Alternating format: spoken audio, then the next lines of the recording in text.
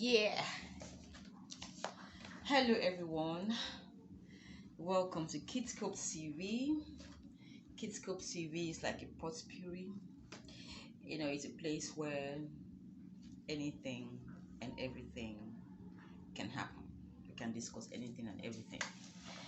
I I have been cooking for some time now. 2 or 3 videos I've been cooking, and I actually started today's video with a cooking video, but something went wrong. And what happened? I taped everything. It was nice and I loved it. I wanted to post it. For some reason, I deleted it in error. I cried. I really cried because I gave some kind of gist from the bottom of my heart that I wouldn't have given ordinarily. I don't know what came over me today when I was telling those stories. And that's made me decide on this video, because I have never really sat down to talk to you one on one, you know and to give you a little bit about myself. But I've often read from my books, and I also told you stories of other people who are not really going into my own story. But I can't tell my story in one video anyway, so it's going to be in bits, and I cannot just sit down and tell you who wants to know about me. But I'm an aspiring writer, and that sort of gives me the audacity to introduce myself to you. I've written quite a few books, and I actually started my YouTube channel like 5 years ago with a music video. I coined in fact, I have many songs, educational songs for kids, for children, for in fact anybody. I don't think I love my Nigeria is a kids thing, even though kids performed it, so um so that's it. But what do I want to tell you about me? My name is Roro-Oghoshe. Like I told you, I'm an aspiring writer. I've written quite a few books. I started uh, I'm an activist as well. I started an NGO called the Girl in Development, and also Roro-Oghoshe Foundation, which is the Girl in Development is about the empowerment and education of the youth, particularly the girl child. And Roro-Oghoshe Foundation is a care foundation for, artisans in Ogarifi. I started at Ogarifi, for artisans to get certified, and also to assist, give care and love to children, particularly those children whose parents are not around. But in a community where some of the kids are living with their grandparents, and their parents are probably outside the country working or in jail, something like that. So such kids, I just want to embrace them and give them some love. And why do I do this? I had a tough time growing up in this part, as a child. That's why I have this passion. And for the girl child, I'm particular about the way the girl child um, is abandoned when she gets pregnant, and she's forced into early marriage, and circums,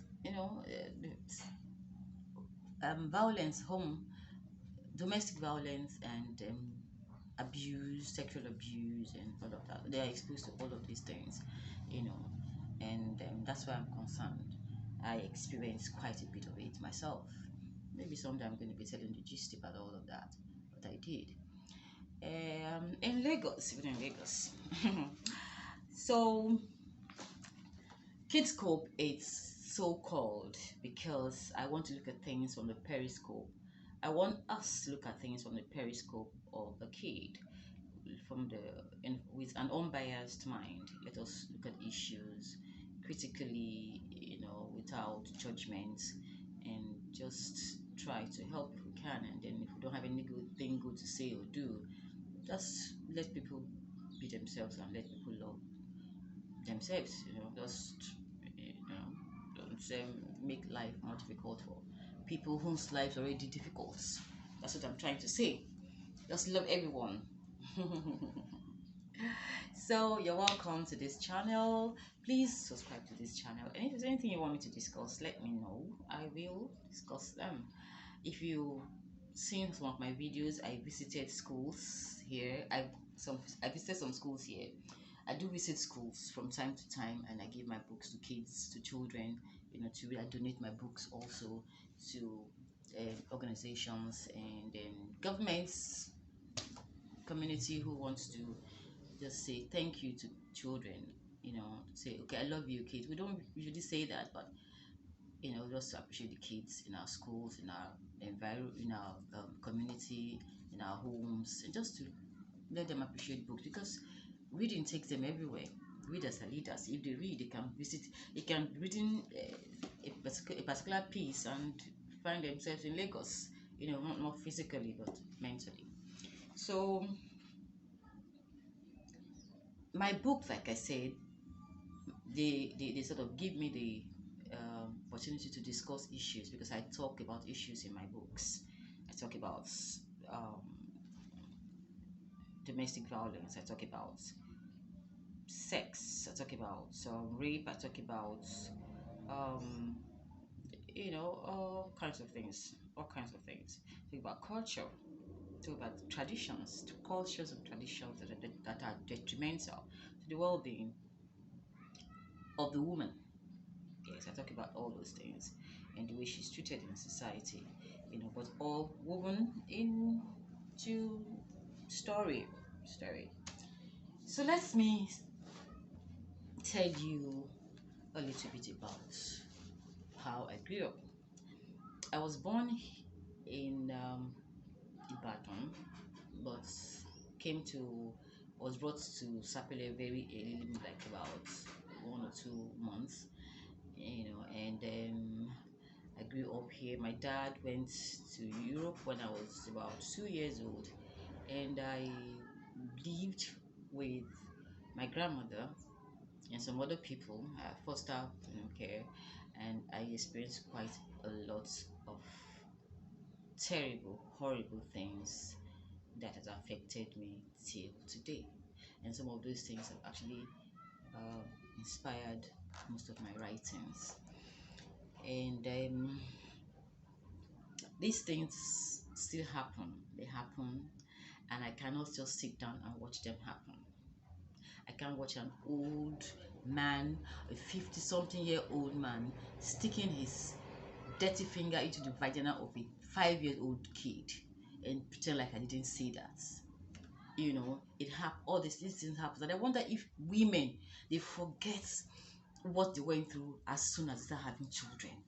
So I have even boys are abused, in whatever way. So I see these things happening and I can't take it. I was abused as a little girl. The person that was doing this thing was very close to the family, and when I run away from him to hide, my mom would be the one to pull me out, to call me out, to him, not knowing, so for you can imagine how my head is messed up when it comes to all things like that. So that's a bit about me. If you want to know anything more, I used to write. I've written for most Nigerian newspapers and magazines. I am an adverts person as well. I did film, I did presentation, I did production, film production, and editing, and I did all of that, and I did catering as well. So I started off this book. I'm talking about Virgin Dance mostly because that is the one I'm comfortable talking about right now, because I want that book out. By hook or by crook, I want it out. not by hook.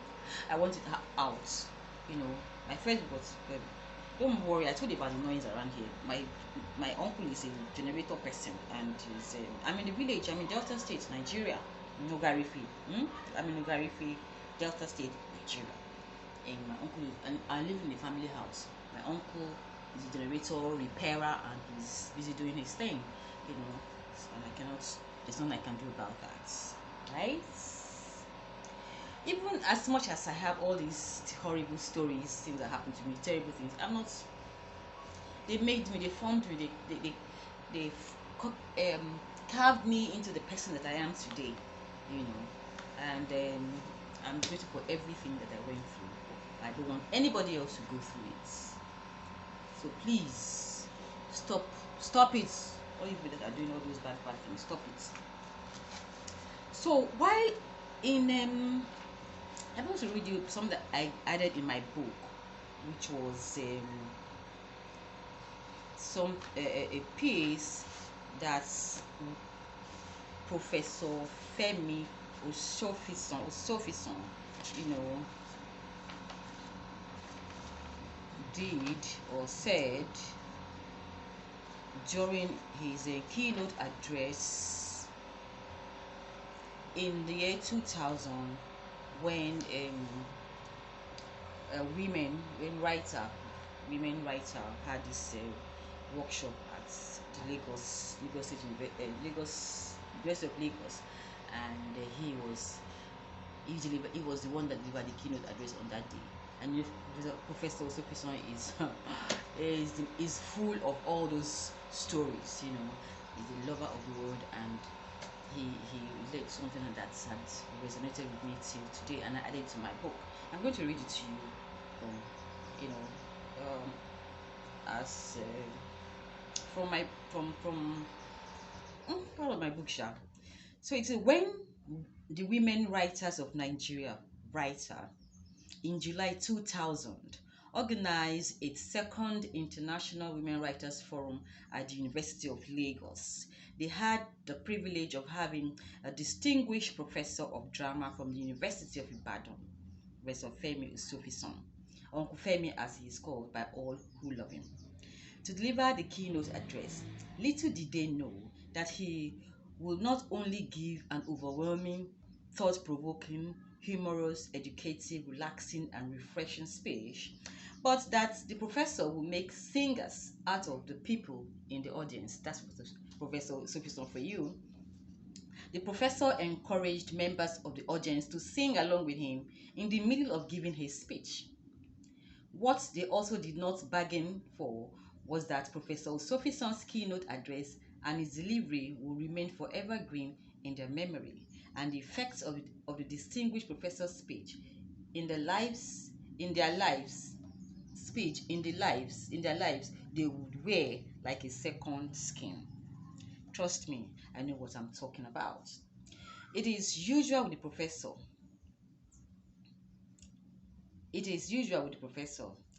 He narrated a story titled Literature and the Cannibal Mother. After he had finished, the professor gave a breakdown of the story and related it to the situation of the woman. So simple and understandable was his illustration that even a person with hearing impediment will find it easy to understand. At the end of his address, he gave what he called Osofisan's laws, or the 10 commandments of good writing. So this is what I'm going to read to you now. Several guidelines about what women should do to write the woman right. Call them Osofisan's laws, or the 10 commandments of good writing. It does not matter, as you will be right anyway. And they go as follows. 1. Write always out of self-respect. 2. Find a model among the finest minds and the best craftsmen and apprentice yourself. 3. Write always with the consciousness that art is still a powerful force in our society, and therefore that someone somewhere may want to learn some wisdom from your work. Do not ever agree to prostitute your talents by pandering to vulgarity. Whatever the financial or other inducements. Know that if a piece you wrote does not give you joy, then it cannot give joy to others. 6.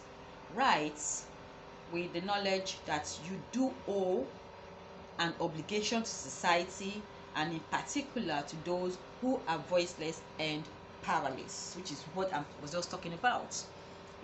7. Make your writing a pathway to beauty and to insight, but never try to shun the pressing issues of the day. 8. Always remember that words are your tools, and that the more refined they are, the better your writing will be. 9. Read constantly. Listen more often. Observe more closely. Try to extract color from everything. 10.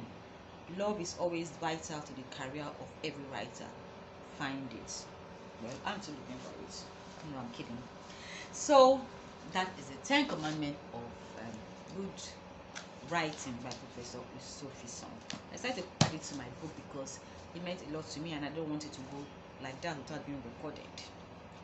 Professor really inspired me. So I don't know if you want. I have my social media. My Facebook is Roro-Oghoshe. My Instagram Roro-Oghoshe. TikTok Roro-Oghoshe. And send me a message. Let me know your thoughts. Ask me questions. Anything you want to know about me, you want to know more about me, let me know. There was this piece that I wrote some time ago. I think it was published in This Day. It was titled Bini I Halo. I'm looking for that. It's like I wrote it yesterday.